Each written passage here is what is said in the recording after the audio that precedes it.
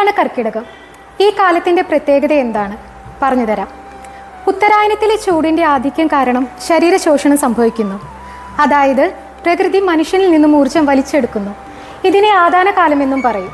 ദക്ഷിണായനത്തിലെ സവിശേഷമായ കാലാവസ്ഥ കാരണം പ്രകൃതിയിൽ നിന്നും ശരീരം ഊർജം സ്വീകരിക്കും.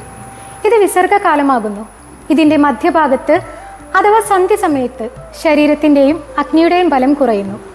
അതിനനുസൃതമായി രോഗപ്രതിരോധ ശേഷിയിലും മാറ്റങ്ങൾ വരും. കർക്കിടക ചികിത്സയുടെ പ്രാധാന്യം ഇങ്ങനെയാണ്.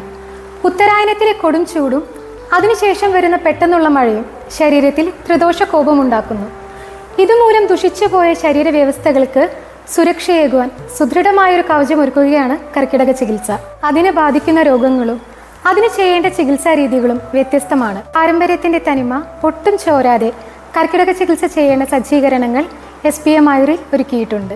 ചികിത്സയോടൊപ്പം ആരോഗ്യം നിലനിർത്തുന്നതിനും ജീവിതശൈലി രോഗങ്ങൾ വരാതെ സൂക്ഷിക്കുന്നതിനും സഹായകരമാകുന്ന വ്യക്തിനിഷ്ഠമായ ദിനചര്യ, പഥ്യം, ഔഷധ സേവനങ്ങൾ, പാലിക്കേണ്ട ക്രിയാക്രമങ്ങൾ ഇവയെക്കുറിച്ചെല്ലാം അറിയുന്നതിനായി SPM ആയുറിലെ വിദഗ്ധരായ ഡോക്ടർമാരുടെ സേവനവും ലഭ്യമാണ്.